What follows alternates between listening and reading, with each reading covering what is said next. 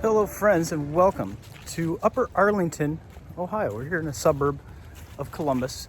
I'm at a special place for us kite flyers, Fancyburg Park. Some of you may have heard of it. It's a beautiful fall day here in central Ohio. The leaves are falling, the breeze is just about right for a couple of these kites that I have. Thought it would be a good day to reminisce on a kite flyer from the area. Fancyburg Park has been a kite flying park for a very long time, since it began as a park. Now it's used as baseball fields and there's soccer fields. See a squirrel playing over there. Walking paths. It's a nice park. I'm going to explore the park a little bit. It looks like a lot of space here to fly, but maybe there's some more. I just want to see what's going on here before I post up. Squirrel, see ya over there. Love those sugar maples. Many of you watching this video are used to this. You see the fall colors and it's right in your own backyard. But for me, it's been a long time. I used to live up here, but I do not any longer. I'm in the Florida land where things don't change that much from season to season. So it is nice to spend a little bit of time walking through this cool old park. Big playground. I would have loved that as a kid. Playgrounds nowadays are much different than the playgrounds that I had access to when I was a kid. They're much safer. You got like rubber mulch and stuff like that. Yeah. It takes a little bit of adventure out of the whole thing, but safer. Next thing you know, are they going to put helmets on kids to go play in a playground? I think this is that alleged pickleball thing I hear about. Doesn't look like normal tennis. Nice tennis courts. I myself am a tennis player. I notice such things. Pet bags and brochures. Let's see what's here. Nothing. Some thumbtacks.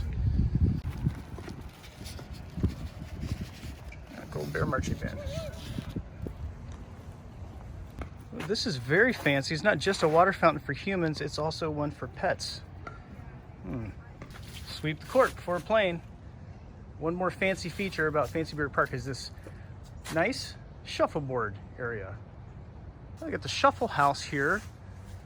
Open Monday and Wednesday, 2 p.m. Tuesday and Thursday, 6 p.m. As you might know, I participate in the Shuffleboard League in St. Petersburg. I'm not on the league this season. There's a couple seasons during the year. I've been doing a lot of traveling, but I happen to be on one of the winning teams in the pro league.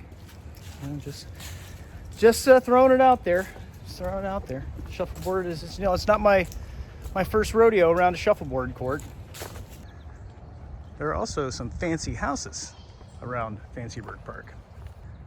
A black squirrel. You don't see those too often. They do roam around.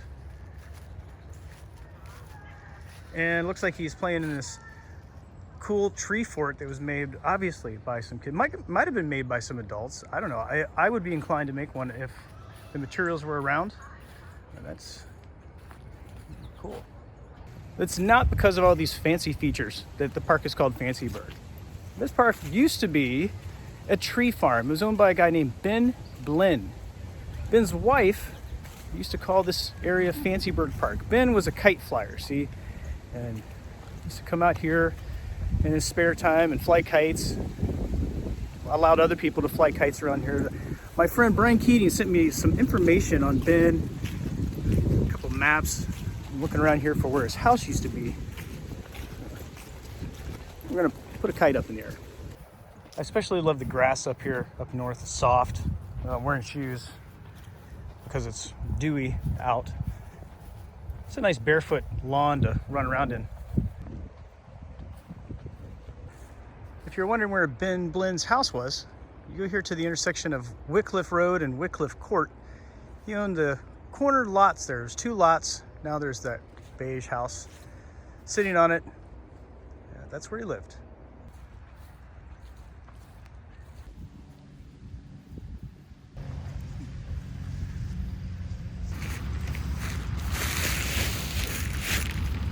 I've never flown this kite before. In honor of Ben in Fancyburg Park, I'm gonna fly this kite for the first time. My friend Kevin made this. Ben Blinn, the kite man of Upper Arlington, they called him. During his lifetime, he accomplished a lot. He owned a successful sign company that afforded him the luxury of traveling around the world 7 times, flying kites in every continent except Antarctica. He wasn't successful at everything, though. He continually attempted to break the altitude record for kite flying to no avail. He lost more than 700 kites in the process. One of the reasons why there were so many reported UFO sightings in the area during the 60s and 70s. That's not the only reason there were so many UFO sightings. Ben and his kite flying friend Scott had this routine where they would take these large black monster kites to suburb communities around Columbus, Ohio, where they lived, that they had never been. Nice steady flyer. They would put these monsters up in the air and then call the sheriff department and ask if they had seen this UFO. Then they would call the newspaper and report the UFO. I love this kite. Then the newspaper would call the sheriff's department, and then they would take the kites down and go to the newspaper and ask if anyone had made any reports about things in the air, and then admitted that they were flying kites. And every time they did this, they got on the front page of the newspaper. The stories and escapades of Ben and his kites are endless and easily found online in blog posts from the area, and I've included some of these links in the description. Ben was also an American Kite Flyers member, where he was known as the Millionaire Kite Flyer. Ben was one of the financial contributors to Bob Ingram's Kite Tales publication, helping purchase a hand crank and eventually a mechanical printer for their successful magazine. Upon his death in 1986, Ingram, the founder of the AKA, wrote an article about Ben in the June edition of Airmail, a publication of the Central Ohio Kite Flyers Association from the 80s. It reads, "There is no question that if it had not been for Ben's interest in the newly founded Kite Flyers Association, it might have taken years or more to become what it did become in just a relatively short time. His generosity and interest was a great moving force that made the association as successful as it is today. His name is now carved into the plaque of fame among others who created the renaissance of kiting in this latter part of the 20th century. His contributions were selfless, only serving others, never himself, except in the pleasure he derived from kiting." There's lots of stories of Ben and his kindness to people throughout the years. And they ended up, in fact, donating this park for $1 to the city of Upper Arlington many years ago. There'll always be a place where kites can fly. Let's hope. Friends, thanks for joining me today here at Fancyburg Park. I really appreciate your company here in Upper Arlington, Ohio, this beautiful fall day. I'll see you in the next video, and happy flying.